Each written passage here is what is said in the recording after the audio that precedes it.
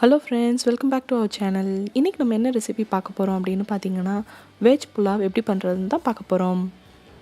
இதுக்கு தேவையான பொருட்கள் என்னென்னு நம்ம ஃபஸ்ட்டு பார்த்துடலாம் வாங்க. ஸோ இதுக்கு நான் வந்து பொடியாக நறுக்கி வச்ச கேரட், பீன்ஸ், கேப்சிகம், குடமிளகா எடுத்திருக்கேன். நீங்கள் இதில் வேறு காய்கள் போடணுன்னாலும் போட்டுக்கலாம். ஒரு 4 பல் பூண்டு, சின்ன சைஸ் இஞ்சி, அப்புறம் 2 பச்சை மிளகா நறுக்கி வச்சுருக்கேன். நான் இதுக்கு தேங்காய் பால் விட்டு தான் நம்ம புலாவ் செய்ய போகிறோம். ஸோ தேங்காய் பால் ஒரு அரை மூடி தேங்காய்லேருந்து எடுத்திருக்கேன். பாஸ்மதி ரைஸை நான் நல்லா கழுவிட்டு கொஞ்சம் ஒரு 20 மினிட்ஸ் ஊற வச்சுருக்கேன். நீங்கள் நம்ம சேனலுக்கு புதுசுனா ப்ளீஸ் அந்த சப்ஸ்கிரைப் பட்டனை கிளிக் பண்ணுங்கள். பக்கத்தில் இருக்க பெல் ஐக்கானையும் கிளிக் பண்ண மறந்துடாதீங்க.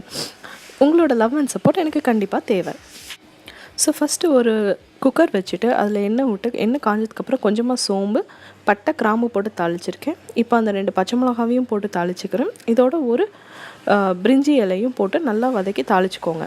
ஸோ எல்லா மசாலாவும் வதங்கினதுக்கப்புறம் நம்ம நறுக்கி வச்சுருக்க கேரட், பீன்ஸ், கேப்சிகம் எல்லாத்தையும் போட்டு இந்த எண்ணெயிலே நல்லா வதக்கி விட போகிறோம். ஸோ இந்த காய்கறி எல்லாம் வதங்குறதுக்காக கொஞ்சம் தேவையான அளவுக்கு கொஞ்சம் உப்பையும் போட்டுட்டு நல்லா வதக்கி விட்டுக்கோங்க. இது எண்ணெயில் வந்து அந்த காய்கறி வந்து நல்லா பச்சை வாசனை போக நல்லா வதங்கணும். ஸோ காயெல்லாம் நல்லா வதங்கினதுக்கப்புறம் கொஞ்சம் வந்துட்டு இஞ்சியும் பூண்டையும் வந்து நசுக்கி ஒரே ஒரு தடவை சும்மா டிங் சேக் இருக்கும்ல, அதில் நசுக்கிட்டு நான் போடுறேங்க. நீங்கள் அரைச்சி போடணுன்னாலும் போட்டுக்கலாம். நான் வேணால் நசுக்கி போட்டிருக்கேன். ஸோ அதையும் போட்டு நல்லா பச்சை வாசனை போகிற வரைக்கும் நல்லா வதக்கிக்கோங்க. ஸோ இது வதக்கி முடியும் போதே பார்த்திங்கன்னா காய் ஒரு 80% வந்து வெந்திருக்கும்.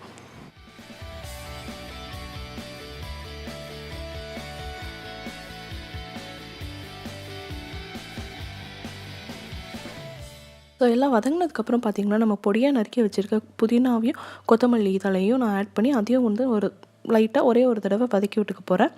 ஸோ அதுவும் வதங்கினதுக்கப்புறம் நம்ம தேங்காய் பால் எடுத்து வச்சுருக்கோம் இல்லையா, அதை நான் ஆட் பண்ண போகிறேன். ஸோ நம்ம இப்போ 1 டம்ளர் அரிசி வந்து ஊற வச்சுருந்தோம் இல்லையா, ஸோ அதனால 2 டம்ளர் தண்ணி நம்ம அதுக்கு தேவை. ஸோ அதை வந்து நான் தேங்காய் பாலாகவே விடுறேன். ஸோ நம்ம அரை மூடி தேங்காய் எடுத்திருந்தோம் இல்லையா, அதுலேருந்து 1.5 கப்பு 1.5 டம்ளர் வந்து எனக்கு தேங்காய் பால் கிடச்சிது. ஸோ அதில் இன்னும் 1 டம்ளர் ஊற்றி டைல்யூட் பண்ணி 2 டம்ளருமே நான் தேங்காய் பாலாகவே நான் இங்கே ஊற்றுறேங்க.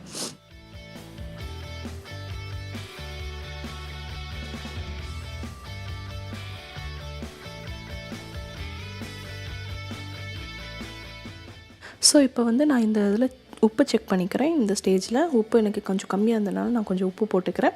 ஸோ பார்த்திங்கன்னா நல்லா தேங்காய் பால் நல்லா கொதிச்சு வருது. நம்ம ஆல்ரெடி ஊற வச்சுருந்த அரிசியை நல்லா வடிகட்டிட்டு இப்போ இந்த கொதிச்சிருக்க தேங்காய் பாலில் நம்ம வந்து அரிசி ஆட் பண்ண போகிறோம்.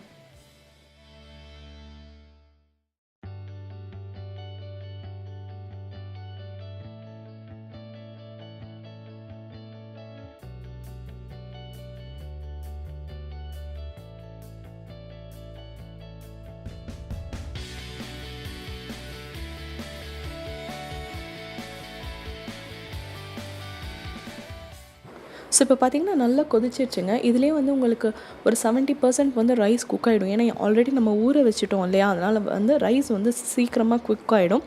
ஸோ இதுக்கப்புறம் என்ன பண்ண போகிறோன்னா, நான் வந்து குக்கரை மூடிட்டு சிம்மில் வச்சுட்டு விசில் போடுறேன். பட் ஆனால் விசில் வர வரைக்கும் நான் ரொம்ப நேரம் விட மாட்டேன். சிம்மில் வச்சு ஒரு 10 மினிட்ஸ் 7 to 10 மினிட்ஸ் வச்சுட்டு நீங்கள் ஆஃப் பண்ணிவிடுங்க. அதிலே வந்து உங்களுக்கு ரைஸ் வந்து பார்த்திங்கன்னா 100% குக் ஆகிடுங்க. இல்லைனா அதுக்கு மேலே விட்டிங்கன்னா உங்களுக்கு வந்து ரொம்ப குலைய ஆரம்பிச்சிடும். ஸோ இப்போயே பார்த்திங்கன்னா தெரியும் உங்களுக்கு தண்ணி எதுவுமே இல்லை, தண்ணி நல்லாவே வந்து வற்றிடுச்சு. ஸோ இதில் போட்டுட்டு நான் ஒரு 7 to 10 மினிட்ஸ் மட்டும் சிம்மில் வச்சு விட்டுருவேன். அவ்வளோதாங்க, நம்ம புலாவ் ரெடி ஆகிடுச்சு. குக்கர் ஓப்பன் பண்ணிட்டேன், பாருங்கள் எவ்வளோ உதிரியாக புலாவ் சூப்பராக ரெடி ஆகிடுச்சுங்க.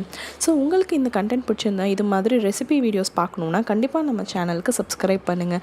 தேங்க்ஸ் ஃபார் வாட்சிங் கைஸ். இன்னொரு இன்ட்ரெஸ்டிங்கான வீடியோவோட உங்களுக்கு கூடிய சீக்கிரம் சந்திக்கிறேன். அன்டில் தென் பாய்.